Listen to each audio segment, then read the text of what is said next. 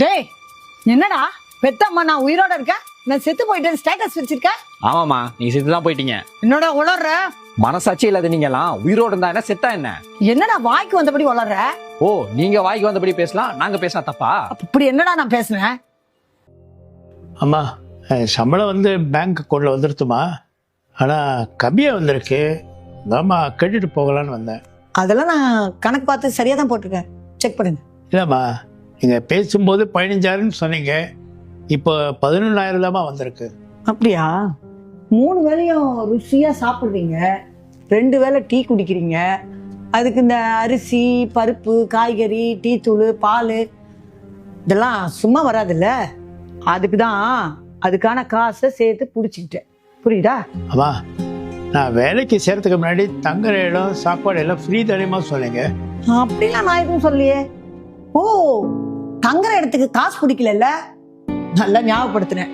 சரி, இந்த மாசத்து காசையும் அடுத்த மாசத்து காசையும் அடுத்த மாசம் பிடிச்சிக்கிறேன், சரியா? அம்மா, நான் 25 வருஷமா வேலை செய்கிறேன்.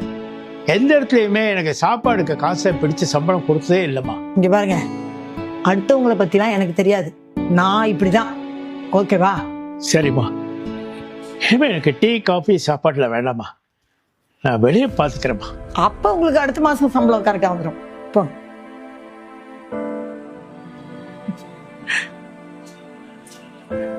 பேருக்கு தான் பணக்காரங்க, சாப்பிட்ற சாப்பாட்டுக்கு போய் கணக்கு பார்க்குறாங்க.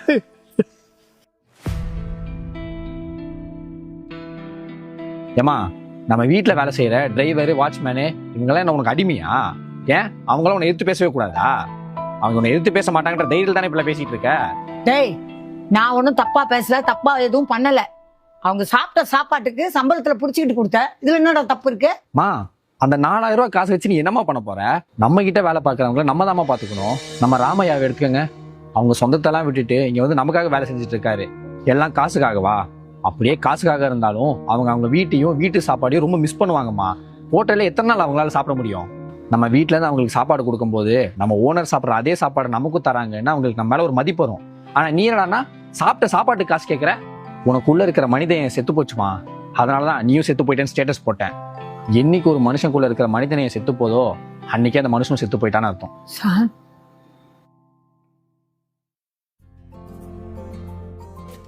ரமண்ணா இந்தாங்க ப்ளீஸ்.